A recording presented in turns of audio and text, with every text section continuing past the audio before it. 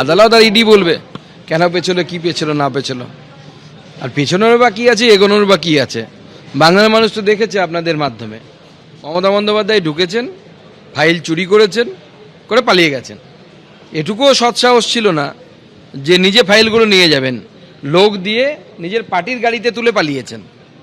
তো স্বাভাবিকভাবে বোঝাই যাচ্ছে বাংলার জনগণ দেখেছে, বাংলার জনগণ তাদের আদালতে এর উত্তর দেবে। মুখ্যমন্ত্রীর বিরুদ্ধে চুরি এবং ডাকাতির অভিযোগ তুলে সর্বোচ্চ আদালতে দ্বারস্থ হয় এনফোর্সমেন্ট ডিরেক্টরেট। তখন হলফনামা জমা দিয়ে মুখ্যমন্ত্রী দাবি করেন যে বিনীতভাবে ইডি আধিকারিকদের কাছে দল সংক্রান্ত তথ্য নেওয়ার অনুমতি চান তিনি। যে সেই সময় যে ইডি আধিকারিকেরা উপস্থিত ছিলেন তারা তাতে আপত্তি করেননি এবং তাকে অর্থাৎ মমতা বন্দ্যোপাধ্যায়কে ফাইল এবং ডিভাইস নেওয়ার অনুমতি দেন। তা করার পর ইডি অফিসারদের অসুবিধে না করে সেখান থেকে বেরিয়ে যান মমতা বন্দ্যোপাধ্যায়। তার অনেকক্ষণ পর অবধি তথাকথিত এই তল্লাশি চলতে থাকে। এবার অভিষেক বন্দ্যোপাধ্যায়ের নিশানায় roll observer C Murugan. Supreme কোর্টের নির্দেশ কমিশন মানছে না, এখনো পর্যন্ত হোয়াটসঅ্যাপে নির্দেশিকা দেওয়া হচ্ছে।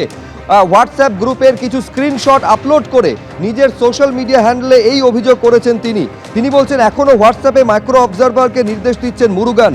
বার্থ সার্টিফিকেট গ্রহণ করা নিয়ে হোয়াটসঅ্যাপে নির্দেশ দিচ্ছেন রোল অবজারভার। এভাবে সুপ্রিম কোর্টের নির্দেশ কি অমান্য করা যায়?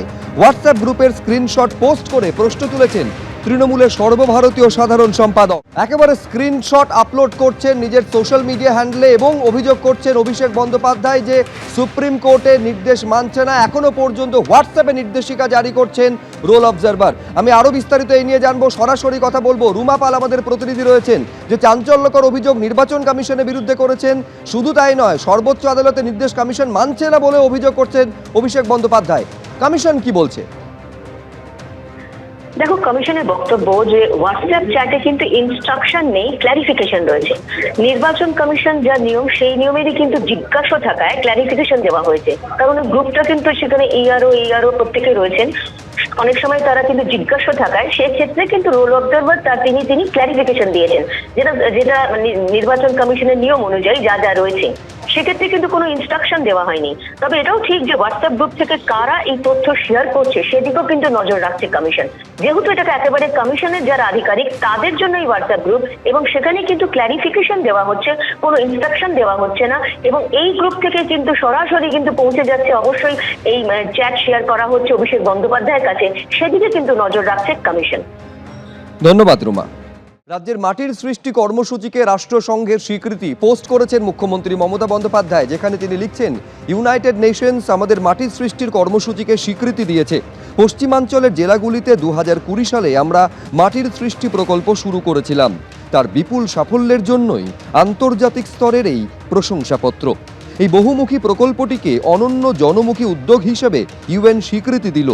এই প্রকল্পের মাধ্যমে আমরা জমি, সেচ এবং পঞ্চায়েত ব্যবস্থার নানা প্রকরণকে এক সূত্রে গেঁথেছি। এই প্রকল্পের মূল লক্ষ্য পশ্চিমাঞ্চলের রুক্ষ অনুর্বর জমিকে উর্বর, বছরভর চাষযোগ্য করে তোলা। সুজলা ও উর্বর এই সব জমিতে এখন শাকসবজির ফলন ও ফলের চাষও হচ্ছে।